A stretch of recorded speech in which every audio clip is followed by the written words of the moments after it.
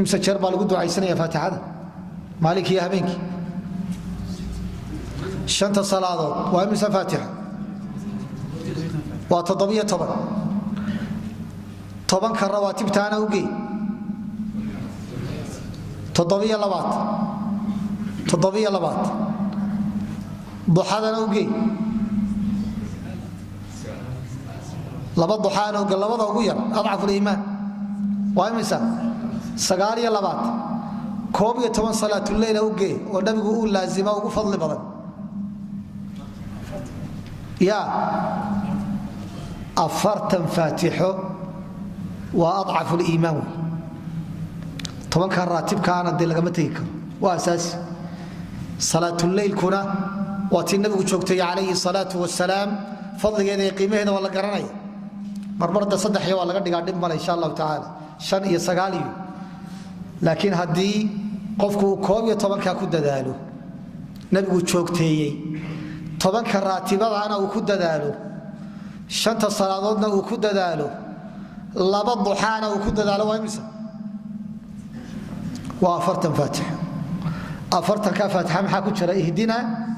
as-siraata muhsalan ba afartan jeer marka laga yimaado tahiyatul masjidka iyo sunnayaal aad iska tukanayso badan iyo marka laga yimaado inta asaasiga ah waa afartan faatixa maalinkii iyo habeenkii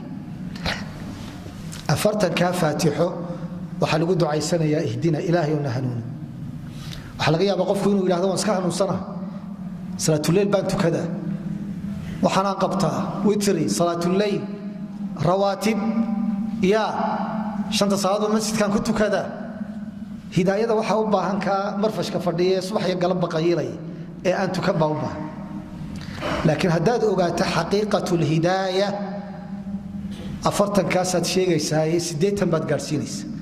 hidaayada baahidaadu qabto waayo hidaayadii waa noocyo mar waxay noqotaa ad-dilala wal irshad wataynu hada sheegayna waa hidaayo allahumma inna as'aluka ilman nafi'a ilahi ilmi inuu ku siiyo diinta lagu fahansiiyo maalin walba masaa'il cusubaad korsato waa hidaayo ilmiya inaad dhaqan galiso tawfiiq wey waa hidaayo wixii inaad fuliso waa Allah ku waafajiyo marka lagu waafajiyo lafteeda hidaayooyin badan baa ka soo baxay hidaayooyin badan baa ka soo baxay maanta amalka gudihiisa markaad gasho waxa lagu baray salaadu waa waajib waa hidaayatu dilala waa yahay baad ilaahay uu ku waafajiyo salaadii baad waa tukanaya waa gashay salaadii salaada gudaheeda waxaad u baahan tahay hidaayooyin baad u baahan tahay sida ugu wanaagsan ilaahay inuu ku waafajiyo khushuuc badan inaad la timaado jaanisada wanaagsan inaad ka faa'iideysato ducooyin wanaagsan in lagu waafajiyo salaada dhexdeedii baa kala qiimo ah nin baa tukanaya salaadiisii waxa laga siinaya 10 meelood oo meel mid baa tukanaya salaadiisii waxa laga siinaya ajarka oo kaamila mid baa salaadii tukanaya ajarba laga siinay dadku waa kala duwan yihiin marka salaada gudaheedana in lagu hanuuniyo maaha salaadii waan xidho waan weysa qaba maaha qibladiina waan u jeedaa maaha salaada gudaheedii baad hanuunin u baahanta salaada markaad ka baxdana hanuunin baad u baahanta way waxa laga yaabaa salaadii markaad si fiican u tukataad ka baxdo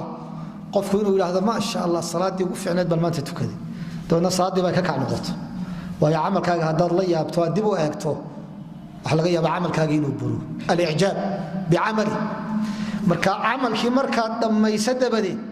ilaahay inuu ku hanuuniyo oo aadan dib u sii eegin